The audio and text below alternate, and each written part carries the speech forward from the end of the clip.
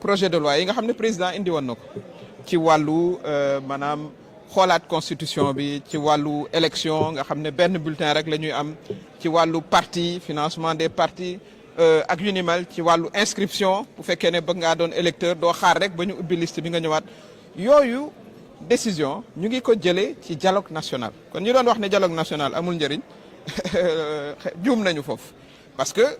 projet de loi yooyu moom la président tënkoon ba mu dem conseil constitutionnel après assemblée nationale jëlaat ko def ko avant projet de loi loolu nag foog ñuy expliquer sénégalais yi naka la yëf yi demee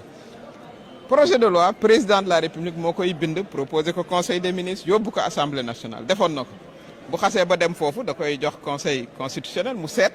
ndax li nu bind méngoo na ak sartu réew mi bu ko defee ñu jébbal ko maanaam député yi waaye député yi moom dafa mel ni dañuy xëccoo liir bi voilà mu ngi mel ni rek sab soxna voilà tollu diggante war a dem ca l'hôpital ñu ne laa am na doom ju rafet nag moo xam góor la wala jigéen la ab waaye jógee fële rek këf xale bi dem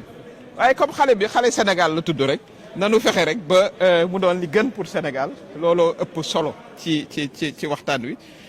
ndax projet de loi yooyu ci waxtaan la ñu sosoo ci dialogue national la ñu sosoo kon dialogue am na njëriñ di dialoguer Sénégal pays de dialogue la mën na noo bokk ku ne kii far opposition kii far pouvoir kii ne société civile kale toog sax ne man politique ma waaye ñu toog waxtaane sunu réew ba sunu réew avancé loolu moo indi projet de loi yooyu wala proposition de loi yi waaye ni ma ko waxee bu gone gi tuddee Sénégal rek am intérêt mu doon intérêt ñëpp daal voilà danañ ko ngénte li baax jërëjëf.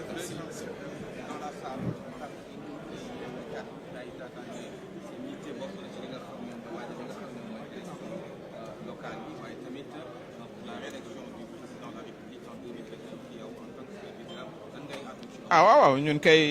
ñun ñi nga xam ne suñu coalition Diomaye président la tudd jàpp nañ ne président ndam rek lañ ko bëggal ci wàll yëpp te nag tegu na ci yoon wi muy élection municipale muy élection présidentielle yi ñëw ndam lañu koy utal dañu ciy liggéey nag gouvernement bi liggéey ci ndax du wax rek aussi waxu liggéey la loo xam ne lii aussi liggéey woowu dañu koy jël wàcc ba ci base bi waxtaanee kook Sénégal yi liggéey wi nag du dara lu dul li ma wax sànq. voilà jàppale xale yi jàppale jigéen ñi jàppale artisans yi industrialiser suñu dëkk jàppale agent de culture yi jàppale it journalistes yi xam naa dana ci baax tamit voilà.